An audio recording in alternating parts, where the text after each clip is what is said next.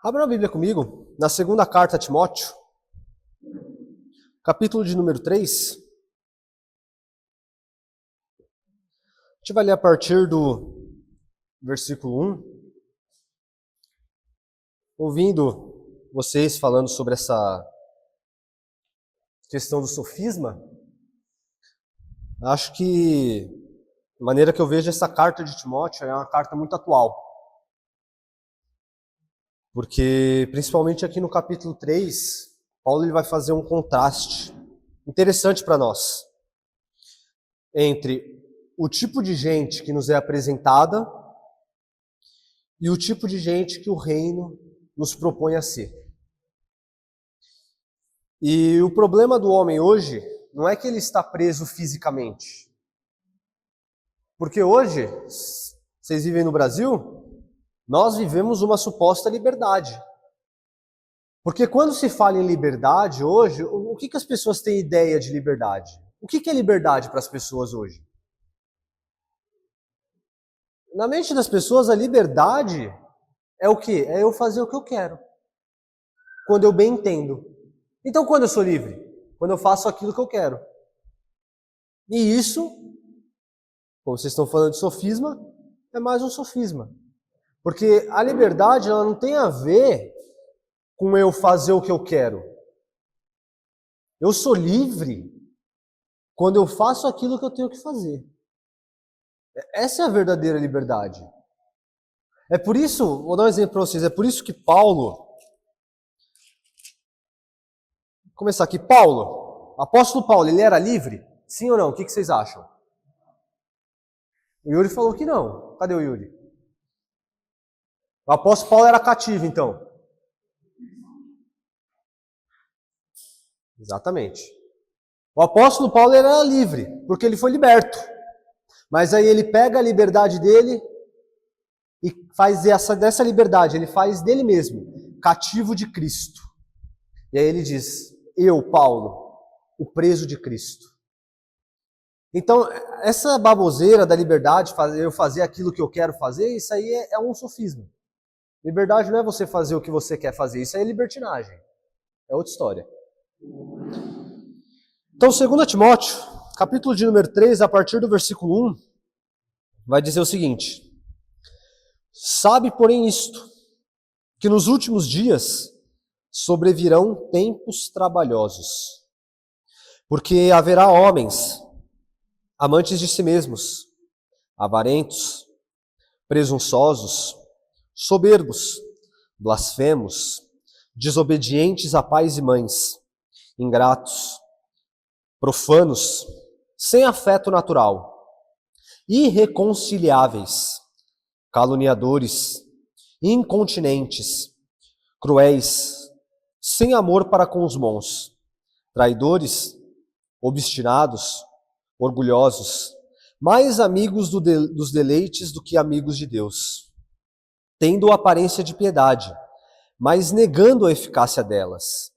Destes afasta-te, porque deste número são os que se introduzem pelas casas e levam cativas mulheres nécias carregadas de pecados, levadas de várias concupiscências, que aprendem sempre e nunca podem chegar ao conhecimento da verdade.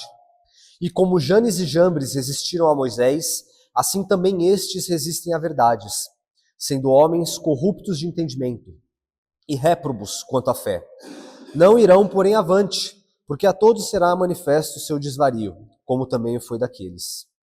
Tu, porém, tens seguido a minha doutrina, modo de viver, intenção, fé, longanimidade, amor, paciência. Até aqui. A carta de Paulo a Timóteo é uma carta que eu gosto muito porque essa carta é uma carta que ela tem um tom diferente. Ela tem uma abordagem diferente. O apóstolo Paulo ele é responsável por escrever praticamente a maior parte do Novo Testamento. A maior parte das cartas foram escritas pelo apóstolo Paulo, mas nas cartas a Timóteo são cartas que nós chamamos de cartas pastorais. 1ª, 2ª Timóteo e a carta a Tito. são cartas pastorais.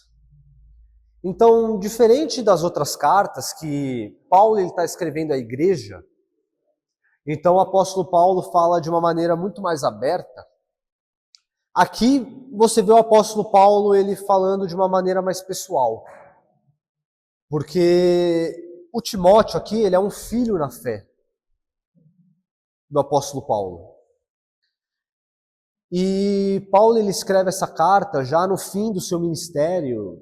E se vocês lerem essa carta como um todo, a intenção do apóstolo Paulo é de alguma maneira animar Timóteo, porque entre o hiato ali, entre a primeira e a segunda carta, o Timóteo ele fica desanimado com as coisas que iam acontecendo, ele fica desanimado com algumas expectativas talvez que ele criou, ele fica desanimado com a perseguição, ele fica desanimado com a opressão, ele fica desanimado com tudo aquilo que vinha sobre quem confessava Jesus. E aí Paulo ele escreve essa carta a Timóteo, com a intenção de tanto animar o seu filho na fé Timóteo, quanto a também, de alguma maneira, passar o bastão. Porque essa é a última carta que é escrita por Paulo e logo depois Paulo ele vai ser morto. Ele vai para Roma para ser decapitado. Então Paulo ele está querendo de alguma maneira mostrar para o Timóteo que ele está passando o bastão. É nessa carta que o apóstolo Paulo vai falar aquela frase que todo mundo conhece: combati o bom combate, acabei a carreira, guardei a fé. E de alguma maneira o apóstolo Paulo está querendo mostrar para o Timóteo que o Timóteo ele vai ter que dar continuidade.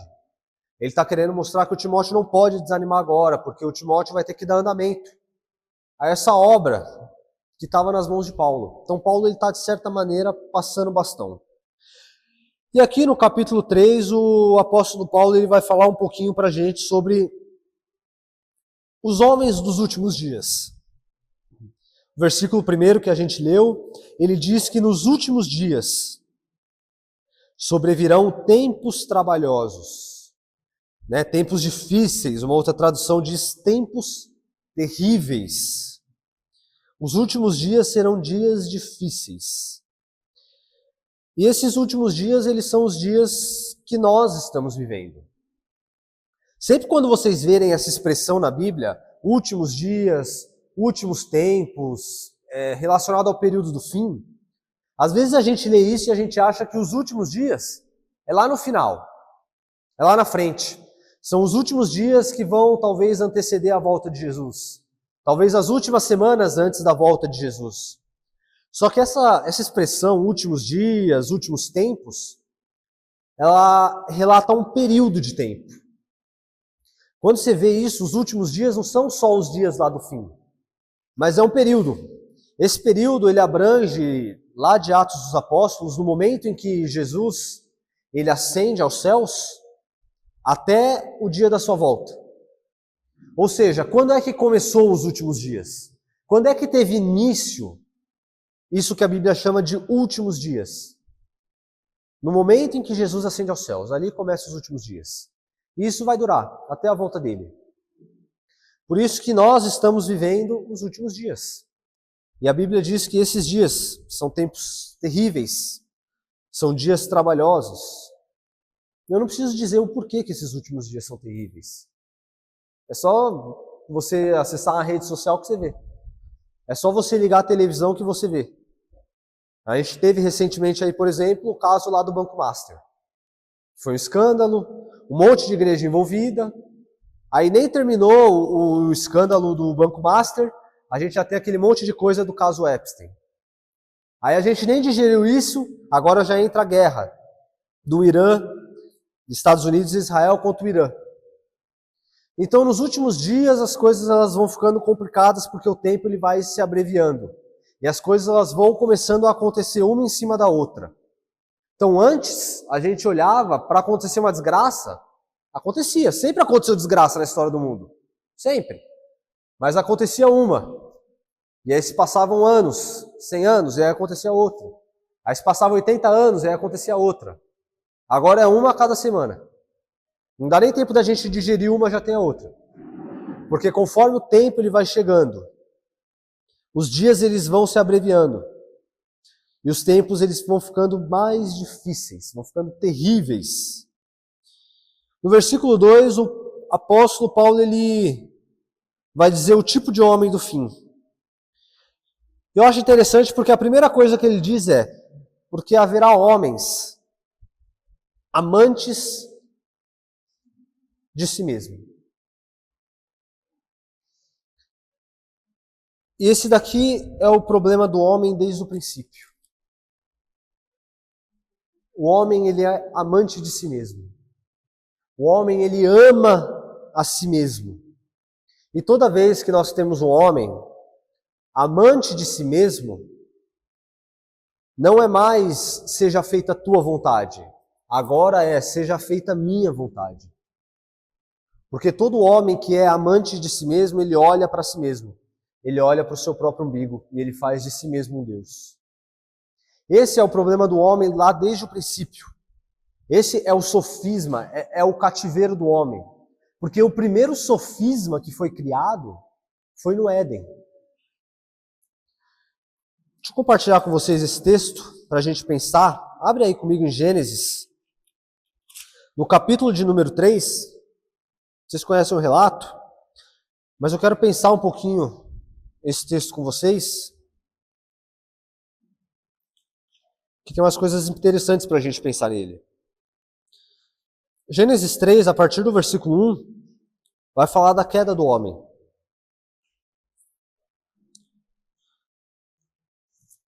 Gênesis 3:1 vai dizer: ora, a serpente era mais astuta que todas as alimárias do campo que o Senhor Deus tinha feito.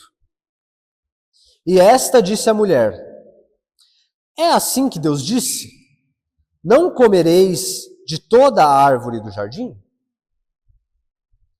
Porque se vocês lerem um pouquinho antes, Deus ele vai criar os céus, a terra. Vocês conhecem a história? Ele coloca o homem no jardim, aí o homem está sozinho, Deus dá o trabalho para ele nomear os animais. Aí Deus diz, não é bom que o homem esteja só, vou fazer uma ajudadora. Deus faz a mulher, entrega para o homem, e Deus ele diz, de todas as árvores comereis. Porém da árvore do conhecimento do bem e do mal, dessa vocês não vão comer. E no Gênesis capítulo 3, a serpente aparece. Satanás na forma de uma serpente. E ele faz uma pergunta. É assim que Deus disse, não comereis de toda a árvore do jardim? Versículo 2, e disse a mulher à serpente, do fruto da árvore do jardim comeremos, mas do fruto da árvore que está no meio do jardim, disse Deus, não comereis dele, nem nele tocareis, para que não morrais. Então a serpente disse à mulher, certamente não morrereis, porque Deus sabe que no dia em que dele comerdes, se abrirão os vossos olhos, e sereis como Deus, sabendo o bem e o mal. É aqui que está o sofisma. Esse daqui é o primeiro sofisma criado. Vocês não vão morrer se vocês comerem dele. Isso aí que Deus falou que vocês vão morrer é besteira. Esquece esse negócio aí. No dia que vocês comerem desse fruto, vocês vão ser como Deus. E a partir daí vocês conhecem o relato, a mulher come, ela vai lá e dá para o seu marido, e aí o homem ele cai. Esse é o problema do homem desde o princípio. O homem ele ama a si mesmo. O homem ele quer fazer de si mesmo um Deus. E olha que interessante. Lá no Gênesis 2, quando Deus ele cria a mulher e ele traz a mulher para o homem, Gênesis 2, versículo 23, olha só. E disse Adão, ele olha a mulher e fala o quê? Essa agora, osso dos meus ossos, carne da minha carne, será chamada varoa, será chamada Ishá, porquanto do varão, do Ish, foi tirado. Portanto, deixará o homem o seu pai e sua mãe, e apegar-se-á à sua mulher, e serão ambos uma só carne. E ambos estavam nus, homem e mulher, e não se envergonhavam. Então o que está acontecendo aqui? Deus trouxe a mulher para o homem. Quando o homem ele olha para a mulher, o que ele diz? Essa daí é osso dos meus ossos, carne da minha carne. Em outras palavras, ela, se ela é osso do meu osso e ela é carne da minha carne, ela é o quê? Ela é eu. e eu sou ela, porque ela é osso do meu osso, ela é carne da minha carne. É o que diz no versículo 24, serão ambos uma só carne. Ela sou eu, e eu sou ela. Em outras palavras, é isso que o Adão estava falando. E aí no versículo 25, esse versículo é incrível, porque ele vai dizer que ambos estavam nus e não se envergonhavam. Porque quando o homem olhava para a mulher, ele se via. E quando a mulher olhava para o homem, ela se via. Então eles podiam estar nus. Eles não tinham nada a esconder um do outro. Eles não tinham nada a um não contar para o outro. Eles podiam ser transparentes, eles podiam estar nus, porque um se via. Isso é antes da queda. O homem está dizendo, ela sou eu e eu sou ela. Nós somos um só, antes da queda. Capítulo 3, após a queda. Versículo de número... Deixa eu achar aqui. Versículo de número 11. E Deus disse, quem te mostrou que estavas nu? Comestes tu da árvore que te ordenei que não comesse? Qual que é a resposta de Adão?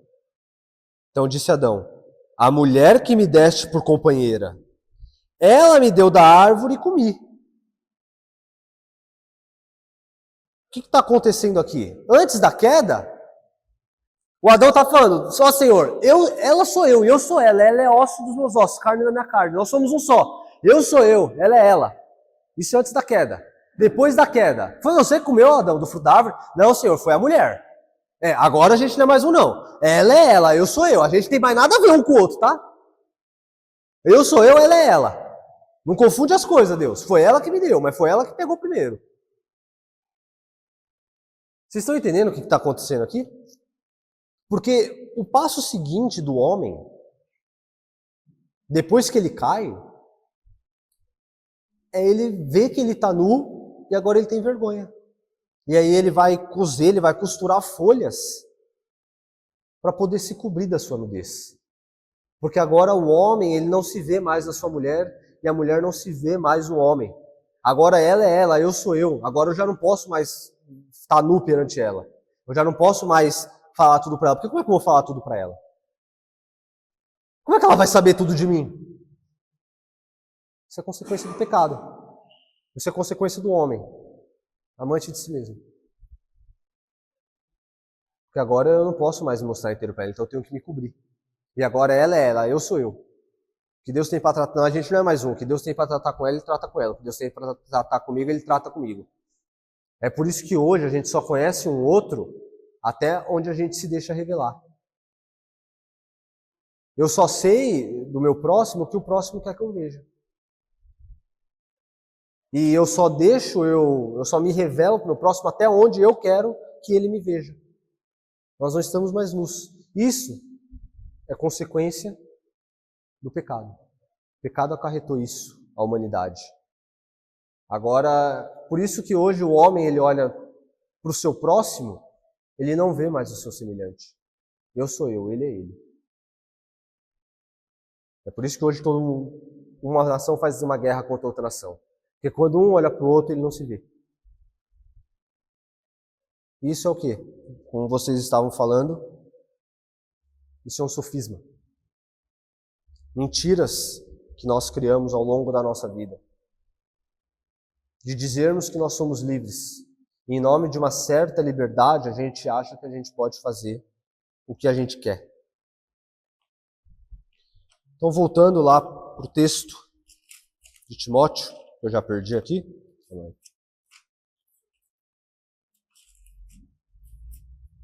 Paulo está dizendo do homem que é lá para o período do fim.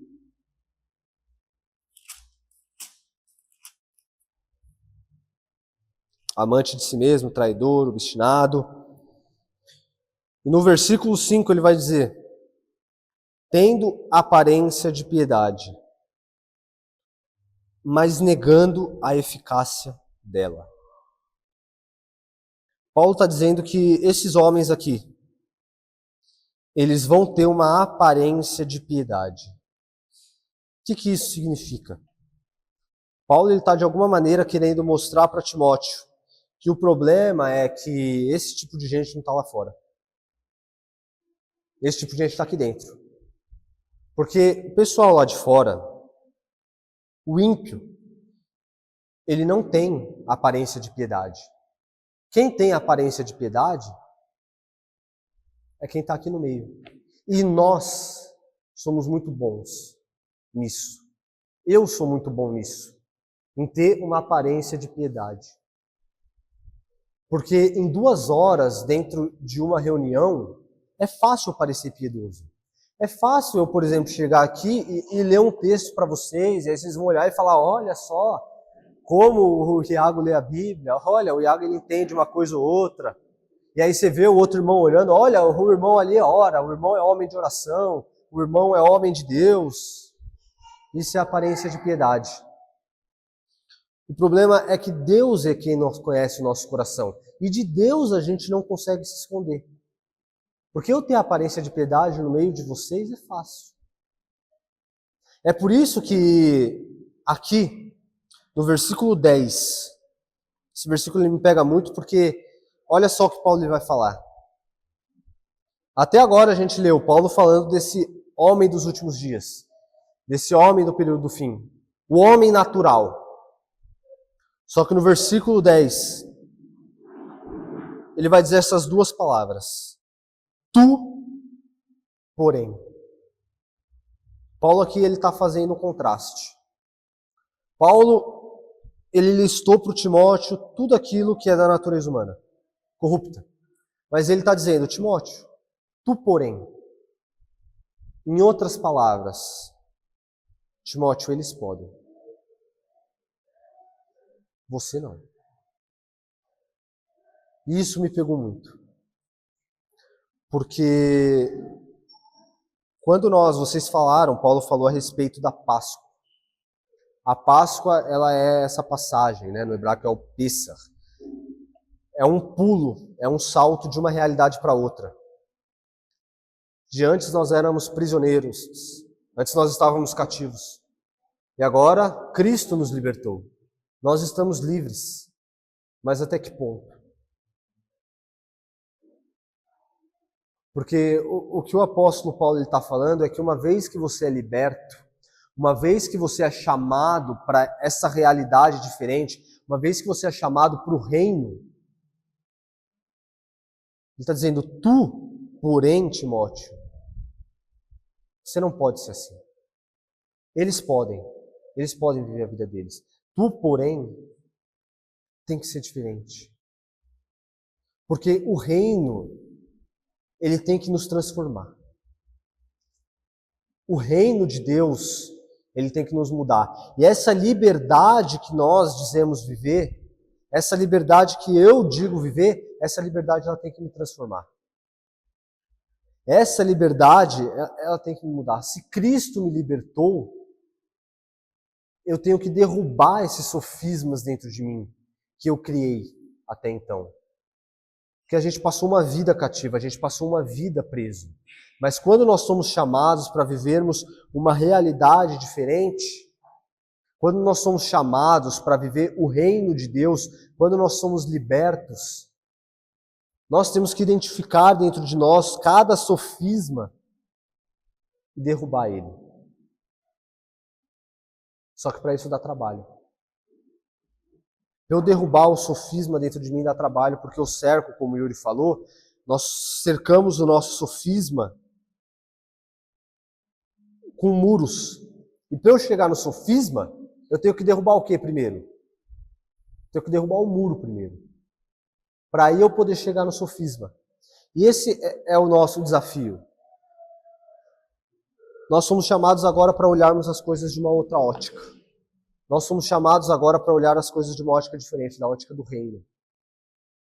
Da mesma forma como existiam princípios e valores que nos regiam antes, existem princípios e valores que nos regem agora. E o sofisma, ele é tão forte que ele nos faz acreditar que nós podemos viver uma liberdade agindo da mesma forma que a gente agia antes. Ele nos faz acreditar que nós podemos nos portar agora e não andar como pessoas tecnicamente livres, mas ainda presas na nossa mente. Então, por exemplo, o sofisma ele é uma verdade, ele é uma mentira, que se passa como uma verdade. Quando Israel ela vai cativa para a Babilônia, existe uma mudança no estilo de culto. Porque até então, qual que é o centro do culto judaico? O centro do culto judaico é o sacrifício. Porque existia lá a Arca da Aliança. E dentro da Arca da Aliança você tinha as tábuas da lei, você tinha o maná e você tinha a vara do Arão.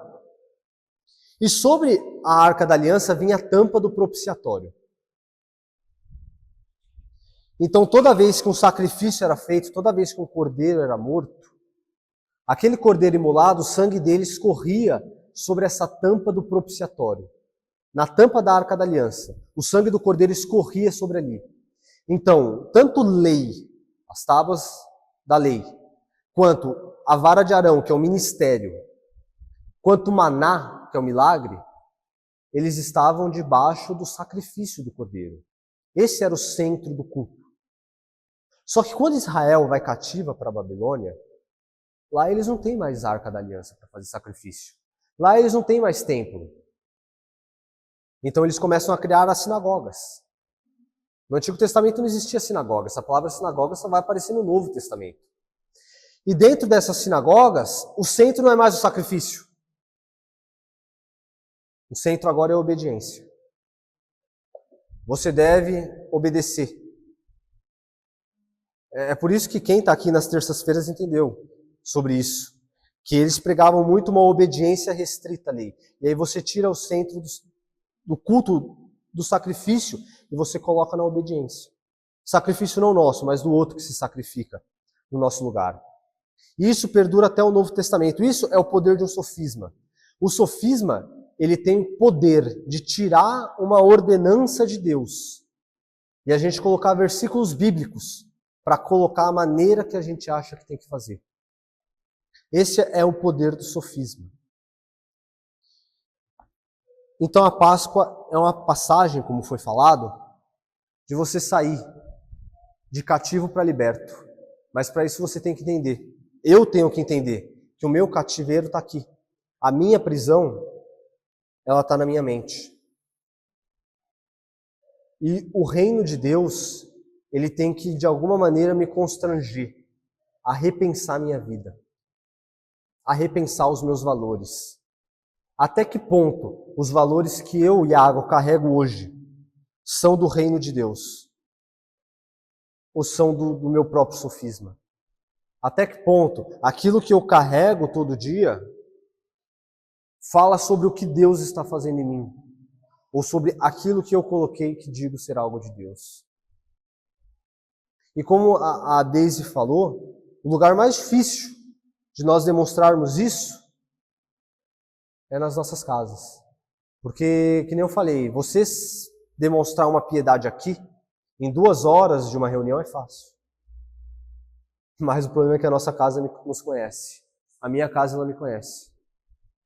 A minha casa, ela sabe quem eu sou. Então, nessa Páscoa, nós precisamos fazer uma passagem, nós precisamos fazer um salto. Nós precisamos fazer esse pulo, que é o que a palavra Pessach significa. Eu, Iago, primeiramente, preciso saltar de uma realidade cativa para uma realidade livre. Eu preciso trocar esses meus valores. Eu preciso mudar a maneira que eu caminho. Porque se eu agora carrego nos meus ombros o título de filho de Deus, se eu agora carrego nos meus ombros o nome da família de Deus, eu tenho que andar com os valores que Deus ele institui. Eu tenho que andar com os valores que Deus ele ministra em mim. E se nós não fazemos esse valor, esse salto, vai ser só mais uma Páscoa. Vai ser só mais uma Páscoa que eu comi o chocolate, que eu falei do coelhinho, mas que não mudou nada. Então eu queria deixar isso para vocês. Se nós agora conhecemos o significado da Páscoa, e eu sei que Cristo é o nosso Cordeiro Pascual, eu sei que Ele foi sacrificado no meu lugar, para que eu pudesse ser livre, para que a vida que eu vivo agora não seja minha, mas seja a vida dele. Ele derramou a vida dele, para que eu agora tivesse uma vida. E agora todos os dias eu tenho que andar, entendendo que essa não é mais a minha vida, essa agora é a vida dele. Eu todos os dias agora não vivo mais a minha vida eu vivia antes. Agora todos os dias eu sou desafiado a viver a vida dele. Ele morreu a nossa morte para que a gente pudesse viver a vida dele. É isso que é a Páscoa. A Páscoa não é chocolate. A Páscoa não é um coelho. A Páscoa é o Cordeiro de Deus que foi sacrificado em nosso lugar para que a gente pudesse de fato saltar. Agora não mais saindo do Egito físico, porque a Páscoa que Israel celebrou teve o poder de tirar eles do Egito físico, mas não teve o poder de tirar eles do Egito mental, porque o sangue do animal, ele não pode purificar a sua mente. Para purificar a nossa mente, a gente precisa do Cordeiro de Deus. É o sangue dele que pode nos fazer passar. É o sangue dele que pode nos fazer saltar de uma mentalidade de cativos para uma mentalidade de livres em Deus. Amém?